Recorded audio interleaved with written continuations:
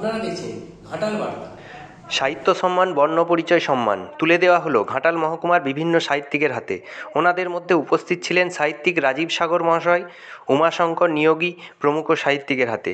তথ্য ও রিপোর্টে গঙ্গাধর রায়ের সাথে, সংবাদ পাঠে আমি কৌশিক সরকার, ঘাটাল বার্তা। সৌভাগ্য যে বিদ্যাসাগর যেখানে জন্মেছেন সেই পুণ্যভূমিতে দাঁড়িয়ে একটা সম্মান পাওয়া, বিশেষ করে বিদ্যাসাগর মিশনের কাছ থেকে সম্মান পাওয়া, এটা পরম সৌভাগ্য। আমি এর যোগ্য কিনা জানি না, তবে চেষ্টা করব এই সম্মানের মর্যাদা রাখতে। এটা আমার কাছে বিরাট প্রাপ্তি।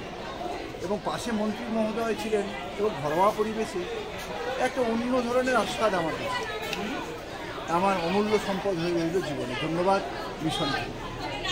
ঠিক আছে, আর কি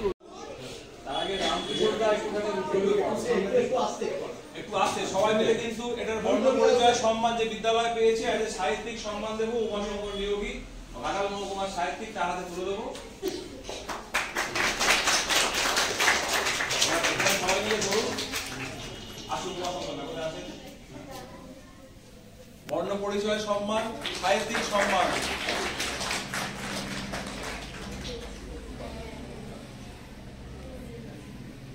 এবার দেব রাজীব শ্রাবণ মহাশয়কে। বর্ণ পরিচয় গ্রাম পঞ্চায়েত সম্মান দিয়েছি। আর প্রশান্ত মানে প্রথম দিন থেকে, যবে থেকে আমি আসছি তখন আমি আছি। প্রশান্ত তুলে দেবে উত্তরীয়টা রাজীব শ্রাবণের হাতে। রাজীব শ্রাবণ মহাশয় পরিয়ে দেবে উত্তরীয়টা। সবাই মিলে ধরবো, তুমি লোক সবাই মিলে ধরবো। বর্ণ পরিচয় সম্মান।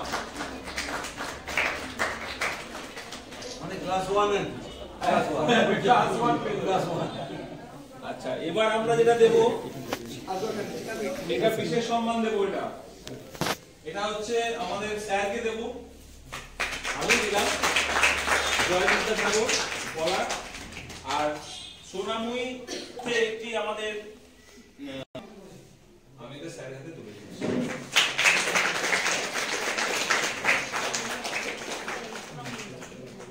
ফুলের তোড়াটা কোথায় এখন পছন্দ? ধরে থাকবো, ফুলের তোড়াটাও আসবে। সবাই মিলে ধরবো। আমাদের একটা রেওয়াজ আছে ফুল দেওয়ার, এটা বীরসিংহ গ্রাম পঞ্চায়েত থেকে।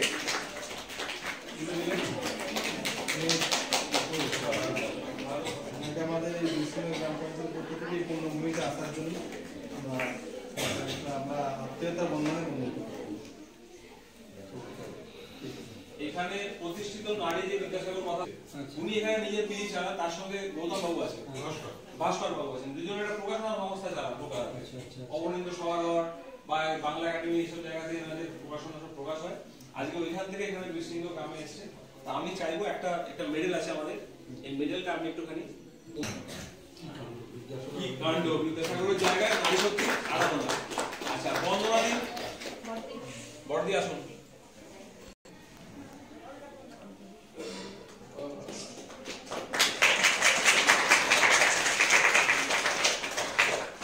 এবার আমরা এখানে একটা মানদান আছে। আমাদের শিক্ষিত হতেই হবে, আমাদের শিক্ষিত হতেই হবে। যদি দেশকে গড়তে হয়, শিক্ষা ছাড়া দেশ গড়বে না, শিক্ষা ছাড়া দেশ এগোবে না। এবং আমাদের সবাইকে চেষ্টা করতে হবে ক্রমাগতভাবে এটা আরও বেশি শিক্ষিত হতে। মনে রাখতে হবে, সুভাষচন্দ্র বসু তার মেজদার শরৎচন্দ্রকে চিঠি লিখেছেন যে আমি আইসিএস করতে চাই না। আইসিএস করে কী হবে? সুভাষচন্দ্র বসু তার মেজদার শরৎচন্দ্র বসুকে চিঠি লিখেছিলেন যে আইসিএস করে কী হবে, আমি আইসিএস হতে চাই না। শরৎবাবু লিখলেন যে আইসিএস হলে দেশের মানুষ তোমার উপর নির্ভর করবে, বিশ্বাস করবে, তুমি লড়াই করতে পারবে, কাজে তোমাকে আইসিএস করে আসতে হবে। এর মানে হচ্ছে শিক্ষার চূড়ান্ত পর্যায়ে তোমাকে যেতে হবে, না গেলে তুমি করতে পারবে না।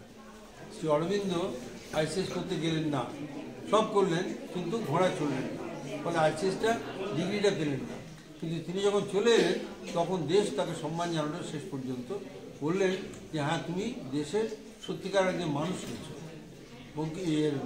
রবীন্দ্রনাথ ঠাকুর অসুস্থ শরীর নিয়ে পণ্ডিচেরিতে গেলেন শ্রী অরবিন্দের সঙ্গে দেখা করবার জন্য, এবং জাহাজ থেকে নামবেন কী করে সেই নিয়ে মহাবিপদ। জাহাজ থেকে নামতে পারবেন না, পালকিতে করে তাকে নামানো হলো যেভাবে নামানো হলো সেটা বিপজ্জনক। ওপাশে দুজন এপাশে দুজন ধরে ধরে পালকিতে নামানো হলো এবং যে পাটাতনের উপর দিয়ে তার উপরের বাঁশগুলো ধরে নিল মাঝিরা জলে পড়ে যেতে পারতো, রবীন্দ্রনাথ পড়ে যেতে পারতেন। ওই ঝুঁকি নিয়ে গেলেন, গিয়ে ওখানে উনি 1.5 দিন ছিলেন, শ্রী অরবিন্দের সঙ্গে আলোচনা করে তৃপ্ত ফিরে এসে লিখলেন অরবিন্দ রবীন্দ্রের লহ নমস্কার, সে বিখ্যাত কবিতা।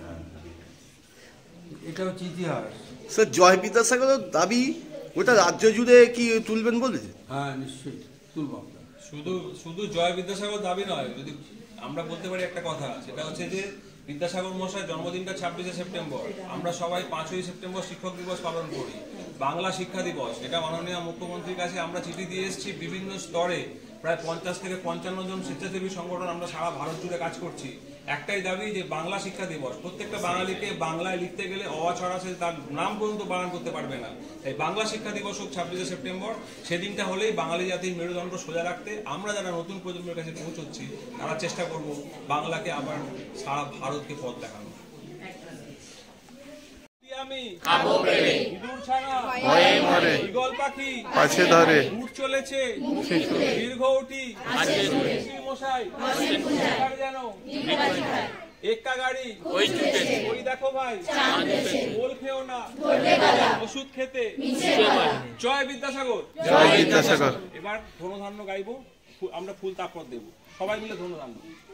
ধনধান্য পুষ্পে ভরা আমাদের এই বসুন্ধরা, তার মাঝে আছে সকল দেশের সেরা, ও সে স্বপ্ন দিয়ে তৈরি সেজে স্মৃতি দিয়ে ঘেরা, এমন দেশটি কোথাও খুঁজে পাবে না কো তুমি, সকল দেশের রানী সেজে আমার জন্মভূমি, সেজে আমার জন্মভূমি, সেজে আমার জন্মভূমি। আমার জন্মভূমিকে প্রণাম, বিদ্যাসাগর জন্মভূমিকে প্রণাম। একটা করে সবাই একে একে এসে ফুল দিয়ে যাবেন। জয় বিদ্যাসাগর, জয় বিদ্যাসাগর, জয় বিদ্যাসাগর, জয় বিদ্যাসাগর, জয় বিদ্যাসাগর, জয় বিদ্যাসাগর। এসো বাচ্চাগুলো, এসো বাচ্চাগুলোকে ছেড়ে দাও,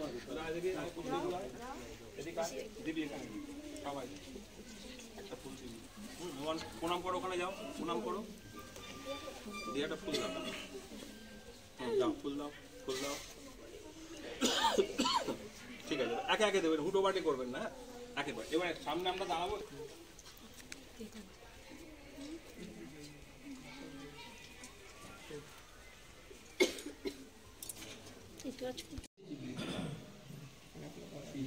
গভীর দুঃখিত হলেন, খুবই দুঃখিত হলেন। কিন্তু তার আগের যেটা ঘটনা সেটা হচ্ছে যে শ্যামবাজারের জমিদার যিনি ছিলেন তিনারা মিটিং রাখলেন। সেই মিটিং ডেকে সমস্ত তার বাড়ির উঠোনে মিটিং রাখলেন, বিধবাদের পক্ষে আর বিধবাদের বিপক্ষে। ঈশ্বরচন্দ্র 5 জনকে সঙ্গে নিয়ে গেছেন, তোরা আমার সঙ্গে থাকিস, তোদের কিছু বলতে হবে না, আমার সঙ্গে থাকবি কেন। আর বিপক্ষে এসছেন 300 জন, বিধবাদের বিয়ে চাই না, 300 জন এসছেন। জমিদার মশাই বলেছেন তার মন্ত্রী শান্তি সবাইকে নিয়ে মিটিংয়ে উঠে দাঁড়িয়ে প্রথমে বললেন, এই মিটিং ঝগড়ার মিটিং নয়, এখানে কেউ ঝগড়া করতে আসবেন না, যারা ঝগড়া করার দরকার তারা আগে বাড়ি করে যান। এই মিটিং হচ্ছে যুক্তির বুদ্ধির আলোচনা, যার যার যুক্তি আছে যার যার বুদ্ধি আছে সেগুলো দিয়ে কথা বলবেন, ঝগড়া করবেন না। তখন সবাই চুপ করে রইল, আলোচনা আরম্ভ হলো। আলোচনা আরম্ভ হতে তারা সবাই বললেন বিধবাদের বিয়ে অত্যন্ত খারাপ, করা উচিত নয়, বিধবাদের বিয়ের সময় নষ্ট হয়ে যাবে ইত্যাদি। উনি 40 মিনিট বললেন, কেন বিধবাদের বিয়ে হওয়া উচিত, শাস্ত্র তুলে বললেন, তারপরে বাস্তব অবস্থা বললেন। সব শুনে সবাই চুপ করে রইল। জমিদার মশাই একটা শাল এনেছেন, কাশ্মীরি শাল নিয়ে এসছেন, আর মিষ্টি নিয়ে এসছেন, আর ফল নিয়ে এসছেন 1 ঝুড়ি। বিদ্যাসাগরকে শাল পরিয়ে মিষ্টি দিয়ে তার বাড়িতে পৌঁছে দেওয়া হলো। সবাই বুঝলো যে এ আর ওর থেকে পেছনে যাবে না, ওটা করতেই হবে। এবং এই যে করতে হবে করতে করতে করতে করতে করতে করতে প্রায় সর্বস্থান্ত হয়েছে, কিন্তু ছাড়েননি। বাবা মায়ের শরীর খারাপ, বাবা মা বেনারসে গেছেন, বাবা মাকে বেনারসে রেখে এসছেন, বাবা মায়ের সঙ্গে দেখা করতে গেছেন।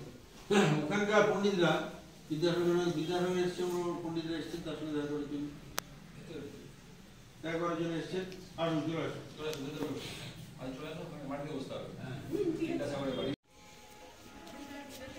একসঙ্গে মাল্যদান হচ্ছে পণ্ডিত ঈশ্বরচন্দ্র বিদ্যাসাগর।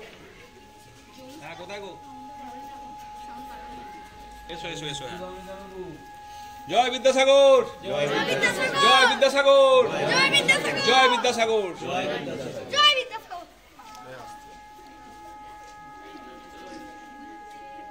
হাওড়া বাগনান থেকে উপস্থিত সোনাময়ী কাদম্বিনী বালিকা বিদ্যালয়, কবি রামকিশোর ভট্টাচার্য এবং মাননীয় মন্ত্রী বিপ্লব রায়চৌধুরী মহাশয় আজকে পূর্ণ লগ্নে বিদ্যাসাগর মূর্তিতে মাল্যদান করলেন।